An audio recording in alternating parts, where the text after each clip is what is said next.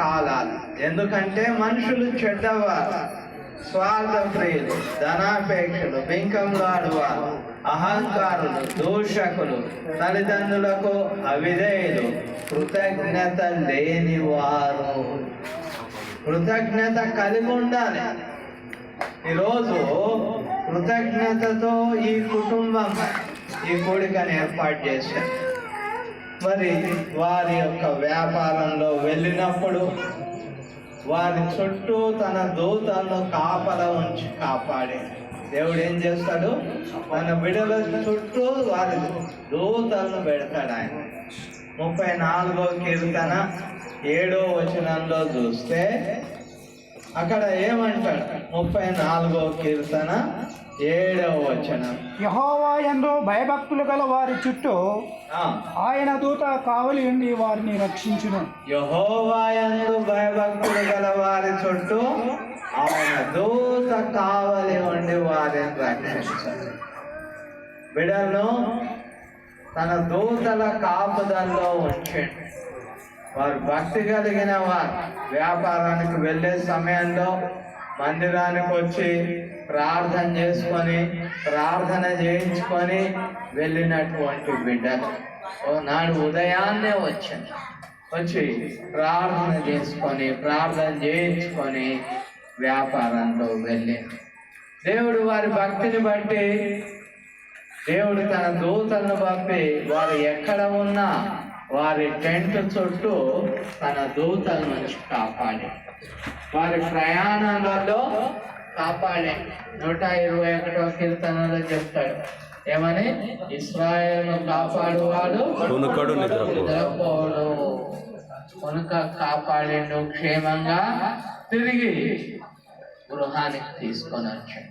దేవుని స్తోత్ర. అందుకొరకు ఈ కూడిక ఏర్పాటు చేయడం జరిగింది. రెండవది, ఇంతమంది దైవజనులు రావడం ఈ ఇంటికి ఆశీర్వాదము. ప్రకాశ్ మరి అనేకుల మీకు తెలిసిన వారిని తెలియని వారు నేను కూడా కొంతమందిని ఆహ్వానించడానికి కారణమైంది. ఇంతకుముందు మనం చదువుకున్నాం 2వ రాజుల గ్రంథం 4వ అధ్యాయంలో అక్కడ ఒక శూనేమియురాలైన స్త్రీ, గనురాలు అంటే గొప్పది, బాగా ఆస్తి ఉన్నది, ఆమె పని వాళ్ళు ఉన్నారు, అందరూ ఉన్నారు, ఆమె భర్త ఉన్నాడు. కానీ భర్త కంటే ఎక్కువ ఆమెకు భక్తి ఉన్నది. అందుకొరకు ఏమన్నది? ఇగో ఈ శూన్యం పట్టణం గుండా పోతుంటే దైవజనుల్ని బలవంతం చేసింది. ఎవరిని? ఎలీషా. అయ్యా నువ్వు మా ఇంటికి రావాలి, నువ్వు మా ఇంట్లో భోజనం చేయాలి, మా ఇంట్లో భోజనం చేయాలి, బలవంతం చేస్తున్నారు. అప్పుడు ఎలీషా వచ్చిండు, భోజనం చేసిండు, అప్పుడప్పుడు వచ్చి భోజనం చేస్తున్నాడు. అయితే ఆమె ఏమన్నది భర్తతో, మన ఇంటికి వచ్చేవాడు దైవజనుడు, ఆయన కొరకు ఒక చిన్న రూమ్ ఏర్పాటు చేద్దాం, ఆయన వచ్చినప్పుడల్లా రెస్ట్ తీసుకుంటాడు. ఆ విధంగా ఏర్పాటు చేసింది చిన్న గది మేడ మీద. అప్పుడు ఎలీషా ఆ ప్రవక్త ఏమంటున్నాడు? గెహాజీ అనే ఆయన సేవకుని పిలిచి అమ్మను పిలిచింది. ఏం కావాలా, ఏం కొదవ లేదా, ఏం సమస్య ఉన్నది, రాజుతో మాట్లాడాలన్నా లేకపోతే సైన్యాధిపతితో మాట్లాడాలన్నా, ఏ విషయమైనా నాకు చెప్పు అంటే ఆమె ఏమన్నది? నేను నా స్వజనం మధ్య ఉన్నా, నాకేం ప్రాబ్లం లేదు, మా అంతా మా వాళ్ళు ఉన్నారు, నా చుట్టూ మా వాళ్ళు, ఏం అవసరం లేదు. గెహాజీ చెప్తున్నాడు ఆమె అవసరం. అయ్యా ఆమె భర్త పెద్ద వయసు, ఆమెకు పిల్లలు లేదు అంటే ఒక మాట ఏమన్నాడు? వచ్చే సంవత్సరం నీకు కొడుకు పుడతాడు. ఆమె జీవితంలో ఎప్పుడు అనుకోలే నా భర్త ముసలోడు అయిపోయాడు, ఇక మాకు సంతానం కలగదులే అని ఆమె ఆశ కూడా వదులుకున్నది. అందుకనే నీకేం ఏం చేయాలి చెప్పు అని అంటే దైవజనుడు అని తెలిసి భోజనం పెడుతున్నది, ఆయన కొరకు రూమ్ కట్టింది. అయినా కానీ ఆమె నేను ఇక నా భర్త ముసలో ఎప్పుడు పిల్లలు కలగాలి అని ఆశ వదులుకున్నది. కానీ ఆమె పొదువ ఏందో ఆ దాసుడు చెప్పినప్పుడు వచ్చే సంవత్సరం నేను కొడుకుంటాను. ఎంత దీవెన, ఎంతో గనరాలు, ఎంతో ఆస్తి ఉన్నది, కానీ పిల్లలు లేరు అనుభవించని. పిల్లలు లేకపోతే ఎంత ఉంటే ఏం లాభం?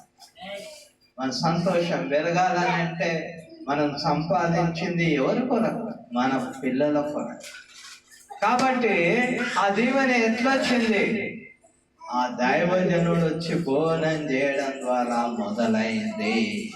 ఈనాడు ఇంతమంది దైవజనులు ఇంట్లో భోజనం చేయాలి అన్న ఉద్దేశంతో సిరిగిరి ప్రకాష్ కానీ నేను కానీ అనేకులను ఆహ్వానించడం. వీళ్ళారా, తప్పకుండా ఇంటి మీదకి ఆ దీవెన ఆశీర్వాదం వస్తుంది. కృతజ్ఞత కలిగి కోడిక ఏర్పాటు చేసినప్పుడు దేవుడు సంతోషించి వారి ప్రతి అవసరం తీరుస్తాడు. వారి కొన్ని అప్పులు ఉన్నాయి, అయినా దేవుడు వాటిని తీరుస్తాడు. తగిన కాలంలో సహాయం చేస్తాడు. కాబట్టి దేవుని నామానికి స్తోత్రాలు. మరి ఇంకొక విషయం ఏంటంటే, అందరిని మీ వాళ్ళని పిలవమని కూడా నేను చెప్తాను. ఈరోజు మరి అనుకోకుండా నాకు తెలియదు, నేను రేపు వెళ్ళాల్సి ఉన్నదని ప్రకాష్ గారి రోజు బాగుంటుందని పెట్టినట్టు. అయితే ఈరోజు ఏదో మీటింగ్ ఉంది మీది జంగాలని తెలిసింది. సరే, అందరూ రావాలి అన్నది ఈ కూడిక ఉద్దేశం. దేవుని కృతజ్ఞత చెప్పడం, అనేకులను పిలవడం, ఇంటికి ఆశీర్వాదం రావాలని, మీ స్వజనాన్ని అంతా పిలవాలి. ఎందుకొరకు అని అంటే, స్వజనం మీద ప్రేమ ఉంటుంది, ఎవరికైనా ఉంటుంది, ఉండాలి. దేవుని వాక్యంలో చూస్తే భక్తుడు అయిన పౌలు దేవుణ్ణి ఎరిగినటువంటి వాడు. ఆయన ఏం రాస్తున్నాడు, ఏం కోరుకున్నాడు అని అంటే, రోమా పత్రిక 10వ అధ్యాయం మొదటి నుండి మనం చూస్తే 140వ పేజీ. సహోదరులారా, ఇశ్రాయేలీయులు రక్షణ పొందవలైన హృదయాభిలాషులు, వారి విషయమై నేను దేవునికి చేయు ప్రార్థన వారు దేవుని యందు ఆసక్తి గల వారిని గురించి సాక్ష్యం ఇస్తున్నారు. అయినను వారి ఆసక్తి జ్ఞానానుసారమైనది కాదు. ఇక్కడ పౌలు అనే ఆ ఇశ్రాయేలీయుడు, ఈ ఇశ్రాయేలీయులు అనేవారు ఒక ప్రత్యేకమైన తెగ. ఈ ప్రత్యేకమైన ఎట్లయితే లోకంలో అనేక తెగలు కులాలు ఉన్నాయో, జనాలు ఒక తెగగా ఎట్లా ఉన్నారో అటువంటి వారు. ఆయన ఆశ ఏంటంటే, ఇశ్రాయేల్ అందరూ రక్షించబడాలని నా హృదయ కోరిక. వారి విషయమై నేను దేవునికి చేయు ప్రార్థన అయి ఉన్నది. మీరందరూ కూడా మీ ఇంటి వారి కొరకు, మీ బంధువుల కొరకు, జనాలందరి కొరకు ప్రార్థన చేయాలి. దేవా, వీరందరినీ దీవించు, వీరందరూ రక్షించబడాలి అని మీరు ప్రార్థన చేయాలి. అందుకొరకే అందరినీ పిలవండి, మీ వాళ్ళను పిలవండి అని మేము కూడా ప్రోత్సహించడానికి కారణం ఏంటంటే, ఆ ప్రేమ ఉండాలి మనకు కూడా. ఇప్పుడు ఆ ప్రేమతోటే మన కరుణ, సంతోష పిలిచి ఉంటున్నారు, వీలైన వారు వచ్చి ఉంటున్నారు. దేవుని నామానికి స్తోత్రాలు.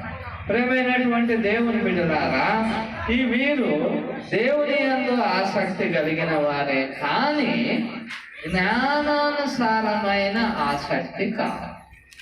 దేవుడంటే ప్రేమ ఉంది, ఆశ ఉంది, కానీ జ్ఞానం కావాలి. జ్ఞానముతో కూడిన ప్రేమ, ఆసక్తి కావాలి. ఎందుకొరకు అని అంటే, సాతాను లోకంలో ఏం చేస్తాడనంటే, మన జ్ఞానం లేకపోతే ఆసక్తి ఉన్న ఇశ్రాయేలులకు వారు సరైన త్రోవలో దేవుని దగ్గరికి రాలేక, ఎరగక దూరంగా ఉండిపోయినట్టుగా మన వాళ్ళందరిని అట్లా దూరపరుస్తాడు. అందుకొరకే ఇంతకు ముందు మనం చదివినాం ఎఫ్ఎస్సి పత్రిక